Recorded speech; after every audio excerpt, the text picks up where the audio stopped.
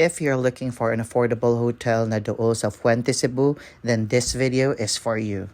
Hey guys, we had an overnight stay sa Primeway Plaza Suites, and this is located at F. Ramos Street, Ramos, Cebu City, near Robinson's Fuente. My family and friends rented out this Premier Deluxe and Executive Suite, which is super barato kaayo. And by the way guys, mo din nilang lobby. It's so relaxing, calm, chill, and very aesthetic. Plus, it's so artsy and daghan kaayo og wall decors.